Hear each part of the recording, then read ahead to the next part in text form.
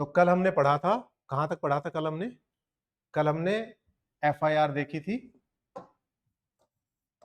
FIR register कराने के लिए क्या हम कर सकते हैं, पुलिस एफआईआर नहीं करती तो व्हाट आर द रेमेडीज, उसके बाद क्या है, और पुलिस हायर अथॉरिटीज को हमने अप्रोच किया तब भी हमारी एफआईआर नहीं हो रही तो हमारे पास क्या रेमेडीज है, we can approach court.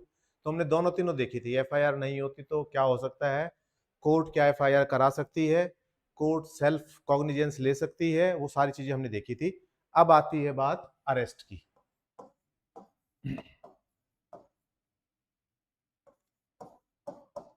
Arrest, अब अरेस्ट पुलिस कब करेगी? जैसे मान लो किसी ने एक एफआईआर करी, एफआईआर के अंदर इसने कोई एलिगेशन लगाए, एलिगेशन किसी के खिलाफ लगाए, ही इज एक्यूज्ड, ठीक है, जिसके ऊपर आरोप लगाए वो एक्यूज्ड है, जो एलिगेशन लगाए हैं। अब पुलिस जिसके जो भी एक्यूज्ड है उसको क्या करेगी, police will serve him a notice to appear in the police station और पुट हिज वर्जन, कि वो अपना पक्ष रखे। क्योंकि इसकी बात पे हमने मानते हुए एफआईआर तो कर ली, लेकिन एफआईआर करने का मतलब ये नहीं है कि सामने वाला दोषी साबित हो गया।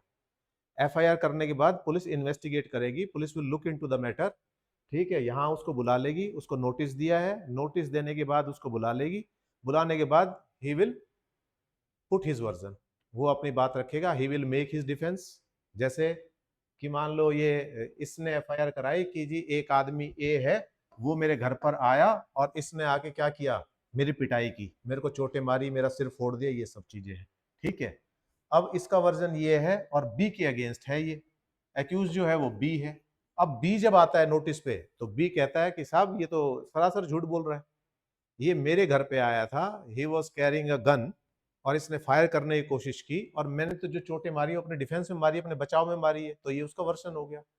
कहने का मतलब ये है वो जो भी होगा, कि वो उस समय था या नहीं था, वो सारी चीजें किसके अंदर आ रही है, यहाँ इसके अंदर आ रही है, वो नोटिस के अंदर वो जवाब देगा। अब पुलिस उसके जवाब से दो बातें हैं, या तो पुलिस उससे जवाब संतुष्ट हो जाती है और पुलिस को लगता है कि ये इन्वॉल्व नहीं है, तो पुलिस क्या कर देगी, उस एफआईआर को कैंसिल कर देगी,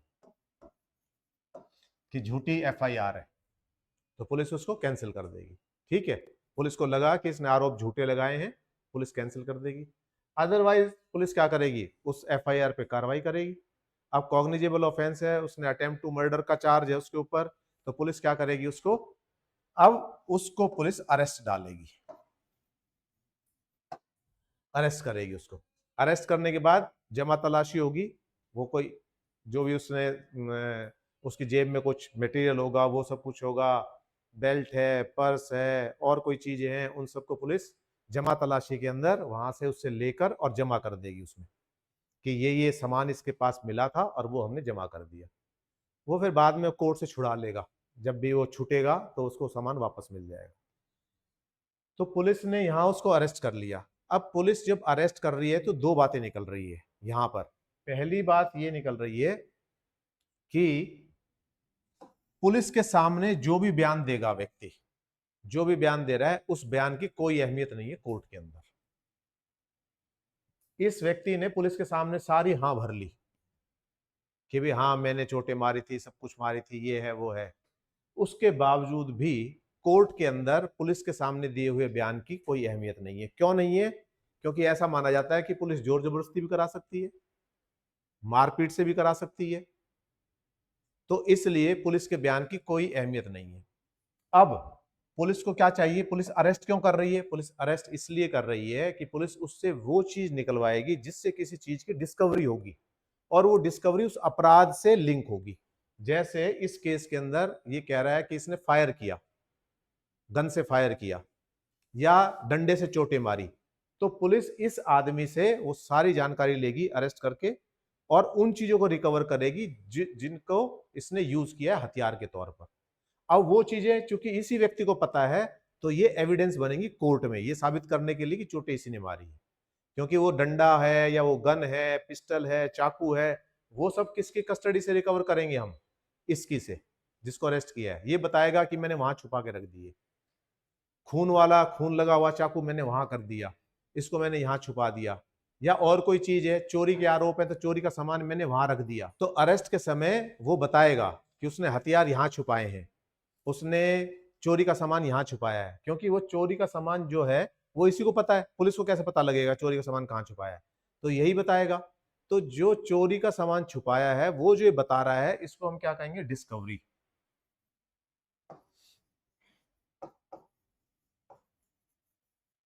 ये जो डिस्कवरी है उसके स्टेटमेंट के साथ, वो जो बयान के साथ जब डिस्कवरी आ जाएगी तो ये क्या है? पुख्ता सबूत बन जाएगा, और इस पुख्ता सबूत को कोर्ट में अहमियत मिलेगी। क्योंकि किसी व्यक्ति ने, मान लो मैंने चाकू से किसी पे वार किया है और चाकू मैंने कहीं छुपा दिया है, और मैं उस चाकू का पता बताता हूं, वो चाकू वहां से रिकवर हो जाता है, तो उस चाकू पर मेरी उंगलियों के निशान भी होंगे, जिसको मैंने चोट मारी उसके ब्लड के निशान भी होंगे, तो ये क्या हो जाएगा? ये एक सबूत बन जाएगा उसको अरेस्ट करने के लिए भी, और उसको केस के अंदर उसके ऊपर केस चलाने के लिए भी, और उन आरोपों को जो चार्जेस लगे हुए हैं उनको साबित करने के लिए भी। क्लियर यहां तक? अब सवाल दूसरा उठता है। दूसरा ये उठता है कि हमारा आर्टिकल 20 कॉन्स्टिट्यूशन का क्या कहता है कि किसी को भी बिना बात के अरेस्ट नहीं किया जा सकता, और यदि अरेस्ट किया जा सकता है तो उसको 24 घंटे से ज्यादा पुलिस अपनी कस्टडी में नहीं रख सकती। और फिर तीसरा क्या है कि फिर वो मजिस्ट्रेट के पास जाएगा, उसकी पसंद का वकील करने की उसको छूट है, और ये सारी चीजें ये यहां भी है। इसके अलावा किसके अंदर है? सीआरपीसी में भी है, पुराने सीआरपीसी में, नए लॉज के अंदर भी इसके प्रोविजंस दिए हुए हैं। ठीक है, तो ये जो राइट है ये फंडामेंटल राइट है, फंडामेंटल राइट है आपके आर्टिकल 20 के अंदर, कि किसी भी व्यक्ति को यदि पुलिस अरेस्ट करती है, तो अरेस्ट करती है तो उस व्यक्ति को यह बताना होगा पुलिस के द्वारा कि क्यों अरेस्ट किया जा रहा है, आपके ऊपर आरोप क्या है, और फिर अरेस्ट करने के बाद उस अरेस्ट की सूचना किसको देंगे? जिसको अरेस्ट किया जा रहा है उसके रिश्तेदारों को, उसके मित्र को, जिसको भी वो कहेगा उसको सूचना दी जाएगी। और उसके बाद वो सूचना होने के बाद 24 घंटे के अंदर, मैक्सिमम जो लिमिट है वो है 24 आवर्स, पुलिस इन्वेस्टिगेशन के लिए किसी को भी अपने पास केवल 24 घंटे रख सकती है। 24 घंटे में यदि इन्वेस्टिगेशन कंप्लीट नहीं होती, जैसे मान लो इसने बताया, चाकू बताया, इसने चाकू छुपा दिया यहां से 400 किलोमीटर दूर, अब 400 किलोमीटर जाने आने में 24 घंटे हो जाएंगे, तो क्या करे? तो पुलिस ऐसे में क्या करेगी? पुलिस इसको विद इन 24 आवर्स किसके सामने प्रोड्यूस कर देगी? Before magistrate. और कौन से मजिस्ट्रेट के सामने प्रोड्यूस करेगी? इलाका मजिस्ट्रेट, जो उस एरिया से संबंधित मजिस्ट्रेट है, जुडिशियल मजिस्ट्रेट है, उसके सामने। यदि कोर्ट की छुट्टी चल रही है तो किसके सामने पेश करेगी? वो जुडिशियल मजिस्ट्रेट छुट्टी पे है तो, या कोर्ट की 15 दिन की छुट्टी होती है तो ड्यूटी मजिस्ट्रेट के सामने। ठीक है, तो ड्यूटी मजिस्ट्रेट के सामने पेश करेगी। और मान लो ड्यूटी मजिस्ट्रेट भी किसी वजह से वहां नहीं है, या सब डिवीजन का केस है, वहां पर जैसे सब डिवीजन के अंदर जो मजिस्ट्रेट होते हैं वो छुट्टी पे हैं, ड्यूटी मजिस्ट्रेट के लिए वहां ना पड़े, तो किसके लिए? एग्जीक्यूटिव मजिस्ट्रेट के पास भी ये जा सकते हैं। तो अब मजिस्ट्रेट क्या करेगा? जज क्या करेगा? जज सुनेगा, पुलिस अपनी बात करेगी कि साहब हमने इसको इसलिए अरेस्ट किया है, इससे ये चीज रिकवर करनी है हमने, तो हमें इसके रिमांड चाहिए।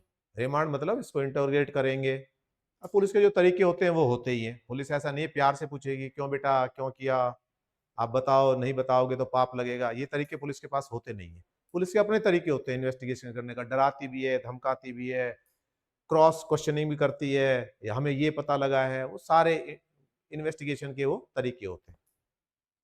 अब यहां पर पुलिस ने क्या काम किया? पुलिस के पास कितना टाइम था? 24 घंटे का। पुलिस को लगा कि 24 घंटे में हम इससे पूरी जानकारी नहीं जुटा पाएंगे जो हमें चाहिए केस बनाने के लिए, पूरे केस को करने के लिए, तो पुलिस क्या करेगी? उसको पेश कर देगी मजिस्ट्रेट के सामने। अब मजिस्ट्रेट क्या करेगा? मजिस्ट्रेट पुलिस की बात सुनेगा, यदि इसका कोई एडवोकेट है तो उसकी बात सुनेगा, और पुलिस इसको रिमांड देगा कि भाई आप इसको, पुलिस ने मांगा 5 दिन का रिमांड, कि 5 दिन का रिमांड चाहिए साहब हमें वो रिकवर करने के लिए, इतनी दूर है, वहां जाएंगे, ये करेंगे वो करेंगे। तो यहाँ क्या है? कोर्ट की मर्जी है, कोर्ट देखेगा कि ये जायज है या नहीं है, तो कोर्ट हो सकता है 3 दिन का रिमांड दे दे, हो सकता है 1 दिन का दे दे, हो सकता है 2 दिन का दे, हो सकता है 5 दिन का भी दे। अब 5 दिन का रिमांड मिल गया। यहाँ क्या है, ये जो रिमांड पीरियड है ये 14 दिन से ज्यादा का नहीं होगा, बस मैक्सिमम 14 दिन का होगा, इससे ज्यादा का नहीं होगा। ठीक है, तो यहां अब आपको समझ में आ गया कि यहां पर मजिस्ट्रेट उसको देगा रिमांड की परमिशन, उतने ही दिन पुलिस कस्टडी में रखेगी, उसके बाद पुलिस क्या करेगी, फिर वापस, मान लो 2 दिन का रिमांड दिया है तो 2 दिन के बाद पुलिस क्या करेगी, वापस इसको मजिस्ट्रेट के सामने पेश करेगी। अब पुलिस अपनी बात दोबारा रखेगी कि साहब इसमें काम नहीं बना, 2 दिन की रिमांड और बढ़ा दो, 3 दिन की और बढ़ा दो। अब मजिस्ट्रेट के ऊपर है, उसको लगा कि जरूरत है तो वो बढ़ा देगा। ठीक है, ये तो बात हो गई अरेस्ट की। अब यहां दूसरी बात एक आती है, क्या पुलिस सबको बुला सकती है अरेस्ट के लिए? तो इसके अंदर 15 साल से छोटे जो भी हैं उनको पुलिस थाने में नहीं बुला सकती, पहली बात। दूसरा, जो सीनियर सिटीजन है उनको नहीं बुला सकती, औरत है उनको नहीं बुला सकती, वुमेन को। तो इनकी इन्वेस्टिगेशन के लिए पुलिस वहीं जाएगी, घर पर जाएगी। और यदि कोई जुविनाइल है, उसने कोई अपराध किया है, तो पुलिस कैसे जाएगी, या कोई विक्टिम है उसके सामने पुलिस सिविल ड्रेस के अंदर जाएगी, जो हमने बात की थी चाइल्ड वेलफेयर जो कमेटीज होती हैं उनके सामने, उनके पेरेंट के सामने। आपने देखा होगा ना, कई सीरीज चल रही है आजकल, छोटे बच्चे ने जुर्म कर दिया तो उसका कोई ना कोई पेरेंट वहां बैठा रहेगा, उसकी हाजिरी के अंदर पुलिस इंटरोगेट करेगी। और पुलिस इंटरोगेट कैसे करेगी, सिविल ड्रेस के अंदर करेगी, ताकि बच्चा डरे ना, सहमे ना। तो वो क्या है, क्योंकि अभी बच्चा उस चीज के अंदर नया नया पड़ा है तो उसको बाहर निकाला जा सकता है, तो पुलिस का डर और ये सारी चीजें उस पर डालनी नहीं है। ठीक है, उसने किस अवस्था में अपराध किया, उसका कसूर था या नहीं था, किसी ने बलि का बकरा तो नहीं चढ़ाया। जैसे अभी कुछ दिनों पहले केस आया था सलमान खान के ऊपर फायरिंग का, तो उसमें क्या था, जो लॉरेंस बिश्नोई गैंग था उनने माइनर्स को यूज किया था, माइनर्स को। अब माइनर्स गुमराह भी हो सकते हैं बहुत जल्दी, और माइनर्स की पनिशमेंट भी कम है, 3 साल तक की। लेकिन वो अलग इशू है, माइनर्स का जब हम पढ़ेंगे तब पढ़ेंगे। तो यहां समझ में आ गया, 15 साल से यदि छोटा बच्चा है तो पुलिस उसके घर पे जाके इन्वेस्टिगेट करेगी, औरत है तो घर पे जाके इन्वेस्टिगेट करेगी, यदि और कोई है तो पुलिस वहां बुलाएगी। तो यहां तक कोई क्वेश्चन है तो बताओ। तो अरेस्ट के समय पुलिस सारी जानकारी देगी, और ऐसा नहीं है कि पुलिस यहां अरेस्ट करके ले गई 24 घंटे के अंदर, तो यहां भी इसका राइट बनता है बेल का। इसका एडवोकेट यहां आके यदि बेल लगाता है कि साहब हमें बेल करानी है, तो इस पे भी कोर्ट सुनेगा, और हो सकता है देन एंड देयर उसको बेल भी दे दे। वो नेचर ऑफ ऑफेंस पे, उसकी कितनी उसके अंदर संलिप्तता है इस चीज के ऊपर, इन सारी चीजों के ऊपर निर्भर करेगा कि बेल दी जाए या ना दी जाए, या रिमांड के लिए उसको भेजा जाए। वो that is a matter of court. वो सारी चीजों पर ध्यान देते हुए जो जज है वो अपना निर्णय लेगा। तो यहां तक क्लियर हो गया? हाँ जी। हम्म, नहीं, कॉग्निजेबल ऑफेंस में वारंट काटने की जरूरत नहीं है। हाँ, नॉन कॉग्निजेबल है तो कोर्ट से वारंट लेगा। हाँ हाँ हाँ। हम्म। हाँ हाँ। हम्म। हाँ, एक्यूज के लिए, एक्यूज के लिए यदि वो मैन एक्यूज है तो, 15 साल से छोटा बच्चा एक्यूज है तो, ओल्ड एज है कोई, वो है तो, क्योंकि बहुत सारे व्हाइट कॉलर जॉब होते हैं ठगी वग्गी के, उसके अंदर बुजुर्ग भी इन्वॉल्व होते हैं, और बहुत सारे ऐसे अपराध होते हैं बच्चे भी इन्वॉल्व होते हैं, चोरी बच्चों से करवा लेते हैं। बहुत सारे गैंग है जो छोटे छोटे बच्चों से चोरी करवाते हैं, डकैती डरवा लेते हैं वो। तो ऐसे केसेस में है।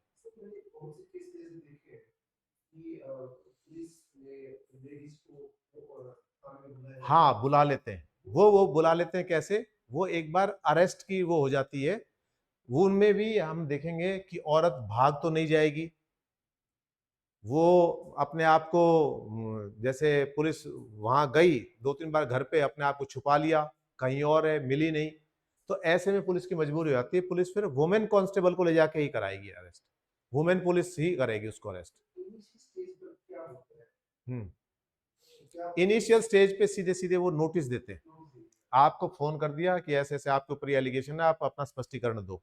यदि महिला है तो वो उसको वहां चले जाएंगे, उसके घर पर चले जाएंगे, ये कहता है।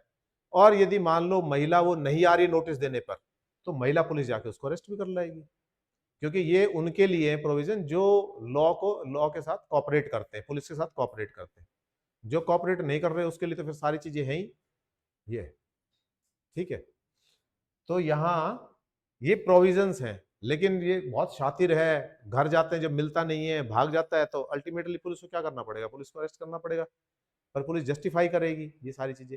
अब ये है कि मान लो यहां से, जहां से इसको अरेस्ट किया वहां से और यहां लाने की दूरी, टाइम 48 घंटे लग रहा है, क्योंकि कोई व्यक्ति है भाग गया, छुप गया, हमें पता लगा कि वो गुजरात चला गया।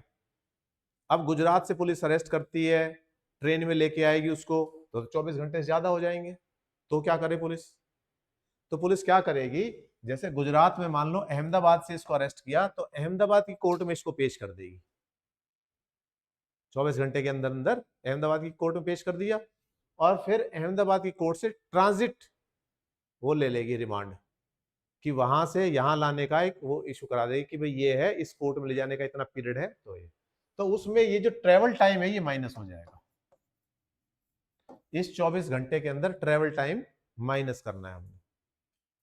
आप समझ गए, जो भी ट्रेवल टाइम लगा वो हम एक्सक्लूड कर, तो विद इन 24 आवर्स। यदि 24 आवर्स के बाद भी पुलिस अरेस्ट करे रखती है, मजिस्ट्रेट के सामने पेश नहीं करती, तो क्या रेमेडी है हमारे पास। इसका मतलब क्या है, पुलिस ने ना तो एफआईआर दर्ज करी, पुलिस ने एक आदमी को बुलाया फोन करके और बुला के उसको बैठा लिया, अरेस्ट कर लिया, ना उसको ये बताया क्यों अरेस्ट कर रहे हैं, किस लिए अरेस्ट कर रहे हैं, उसको उठा के बैठा लिया, 2 दिन हो गए उसको बैठे बैठे, तो क्या रेमेडी है, तो हम क्या कर सकते हैं, तो रिट फाइल होगी। तो रिट फाइल होगी, कौन से उसमें होगी, हैबियस कॉर्पस में, to produce our body, high court के अंदर रिट लग जाएगी, हाई कोर्ट उस कंसर्न जिसका भी आप नाम लोगे उसको बुलाएगा, उससे पूछेगा कि भाई आपने क्यों अरेस्ट डाला हुआ है, इलीगल है तो उनके खिलाफ एक्शन होगा, ठीक है। तो वो है, और इसके अंदर ऐसा नहीं है, वो जो हैबियस कॉर्पस है वो किसी ने किसी को भी बंधक बना लिया, मान लो पत्नी अपने घर जाना चाह रही है, पति नहीं जाने दे रहा, तो भी हैबियस कॉर्पस लग जाएगी। दादी है, दादी के 3 बेटे हैं, एक बेटे ने जबरदस्ती दादी को रोक रखा है, उसका मन ही नहीं है फिर भी रोक रखा है, पेंशन मिलती है, प्रॉपर्टी के लालच में नहीं जाने दे रहा, तो भी हबीज कॉर्पस दूसरे लगा सकते हैं। तो इलीगल डिटेन करना, यदि किसी को इलीगल डिटेन किया है किसी भी रीजन से, even if he is private person, तो भी उसका राइट बनता है वो हबीज कॉर्पस का, ठीक है। तो ये हमने अरेस्ट का देख लिया यहां, ठीक है। अब इसके बाद अगला टॉपिक